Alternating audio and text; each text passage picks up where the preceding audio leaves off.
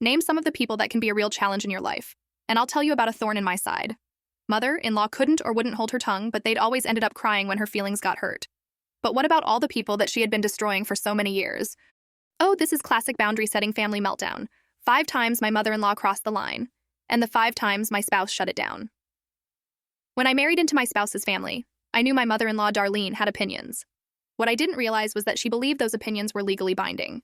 Here are the 5 moments she went way too far, and the 5 times the person I married finally put her back in her lane, with the entire family watching. 1. When she announced our pregnancy. Before we did, we had just found out we were pregnant and specifically told everyone, please don't say anything yet. 2 days later, Darlene posted on Facebook, I'm finally going to be a grandma. She even tagged people we hadn't spoken to in years. I was crying. My phone wouldn't stop buzzing. That's when my spouse called her, on speaker. You stole a once-in-a-lifetime moment from us. Take the post down now, or you won't be hearing another update for 9 months. Cue my sister-in-law texting, mom's crying, and my father-in-law awkwardly chiming in with, well, she was told not to post. Post deleted. No apology. But silence? Glorious. 2. When she tried to redecorate our house.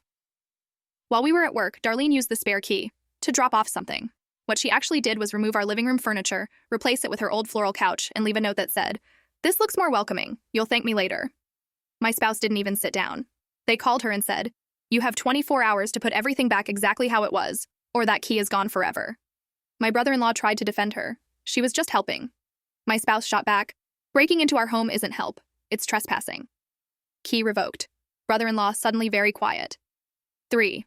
When she criticized me at a family dinner at Thanksgiving in front of everyone, she said, if I were cooking, I'd season the food properly. Then she looked directly at me and added, some women just aren't domestic. The table froze. Before I could even open my mouth, my spouse stood up and said, you don't speak to my partner like that, ever. If you can't be respectful, you can eat alone. My aunt-in-law whispered, oh, damn. My cousin laughed. Darlene suddenly had no appetite. She didn't come to Christmas that year. 4. When she tried to override our parenting. After the baby was born, we set a simple rule. No kissing the baby. Darlene kissed the baby the second she thought we weren't looking. When confronted, she rolled her eyes and said, I raised kids just fine. You're being dramatic. My spouse calmly took the baby from her arms and said, you don't get access if you don't follow the rules. This isn't a debate. My mother-in-law stormed out.